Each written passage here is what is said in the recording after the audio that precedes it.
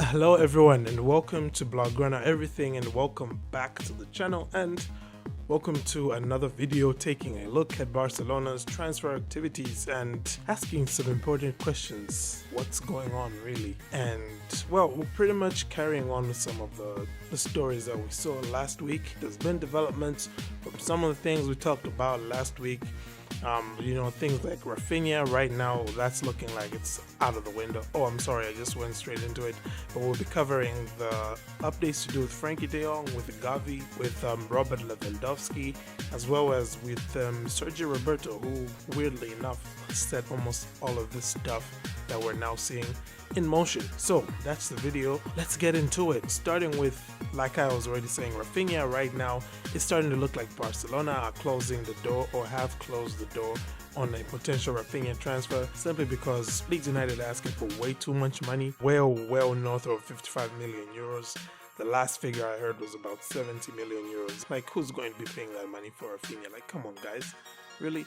Anywho, Rafinha, wish you all the best, bro, in getting that move. You do deserve to be playing for a bigger and better team. Well, now that the Rafinha stuff is out of the window, you're probably going to start hearing a lot of rumors linking Barcelona with wingers.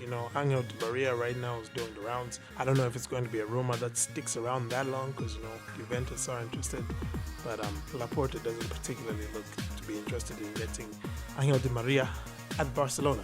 So let's talk about players who are already at Barcelona. And the first one I'm going to talk about is Gavi. So as of last week, I had said that Barcelona did give him an offer last week, and basically it's really been like a whole week since the last time that there were developments here, right? And 1 week later from then, Barcelona had a meeting with Gavi's agents in the morning of Thursday, if I'm not mistaken, and they are seemingly getting close to agreeing terms, and I think that owes a lot to the renewal of Sergio Roberto. Yeah, see, all along what Barcelona had been hoping to do from like way before the start of 2022, Barcelona had been hoping to get Sergio Roberto to renew on lower wages, because if he did that, then they could be able to offer that difference in wages. The money that Sergio Roberto gave up, they could be able to use that to negotiate a deal with Gavi. So that's basically how that was supposed to play out for Barca. But of course, Roberto really just left it until really late to negotiate a new contract or to accept Barca's offers. And yeah, that's exactly what he did now. And as a result, Barcelona have been able to push forward with the Gavi contract renewal.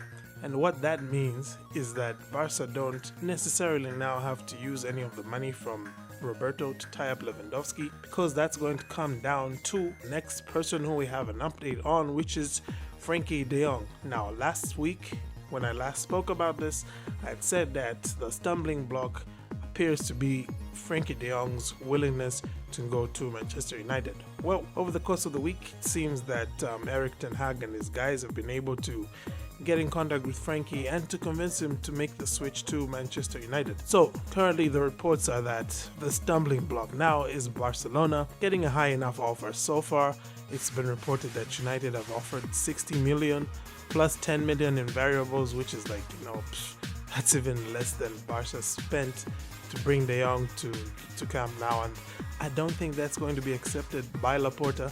It's being reported that Laporta wants something in the region of 100 million euros, which I don't think United are going to pay that, but I think it's going to mean that they will have to pay Barcelona's initial evaluation of 80 million. That's 80 million, because that's usually how this works. If you give a low ball offer, they're going to raise their valuation just to tell you, okay, since you think 80 million is 60 million, then boom, what's on 100 million to you?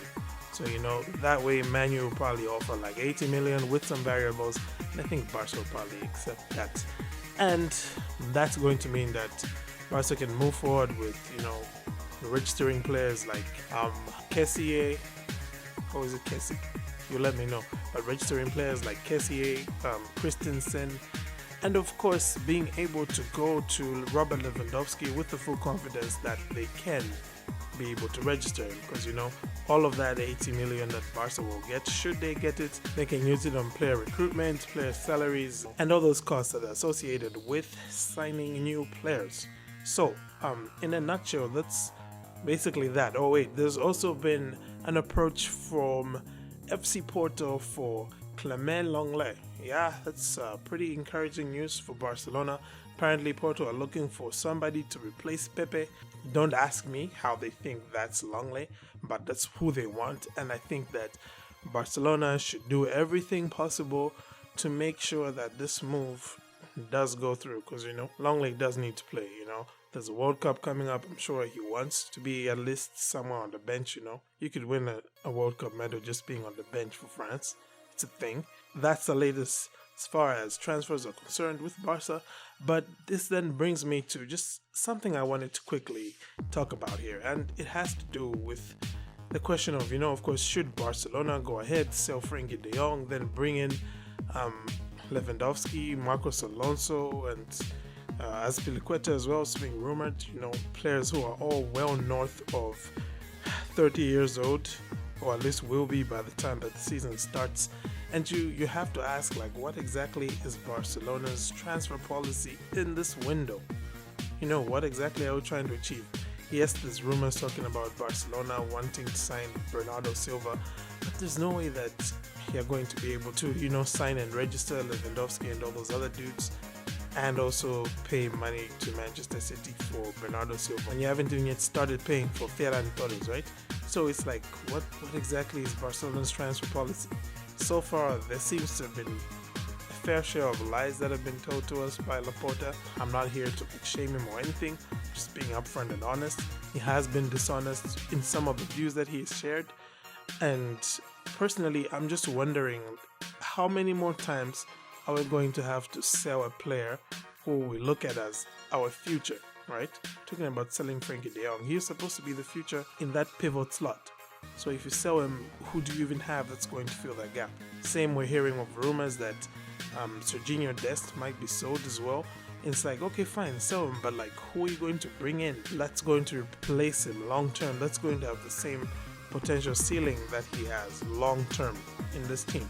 So that's where my question is right now. It's what is transfer policy right now at FC Barcelona? Because now it's looking like we're going back into some of what Bartomeu used to do, which was, short-term goals and just seeing success. I understand that Real Madrid won the Champions League. I think we all understand that it will take a while before Barcelona wins the Champions League, even if we get players like Lewandowski and Kessié and all these other dudes. Even with all those guys, it's still going to take a while until Barcelona is in the conversation to be Champions League favorites.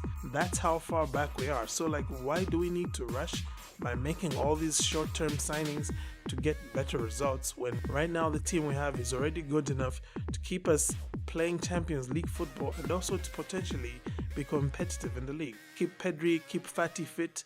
This is a team, even as it is with Depay and all these guys and Aubameyang, this is a team that's already good enough to potentially be challenging for La Liga. So yeah, that's my concern here. I would say it's like, what's Barcelona doing, and what exactly is the transfer policy that Barcelona are employing? Well, that was my rant, let's call it that, as far as how Barcelona are conducting their business. You let me know your thoughts though, in the comment section. Just go ahead and type away, if you think I'm an idiot, I got no idea what I'm talking about, go ahead and say that. Or if you agree with me and you're also concerned, yeah, just like share it, and like, this is an open space, this is a safe space for all coolers. All right, Blaugrana, everything is everything, including a safe space. So if you actually did happen to like this video, if you enjoyed it, do hit the like button, and consider subscribing as well and supporting Blaugrana everything. I do apologize for like a lot of background noise this time around, like there's a random dog barking and somebody's blowing their horn trying to get into the yard. Sorry, like, this is the best I can do for today. Thank you once again for tuning in. Have a great day, and Forza Barca.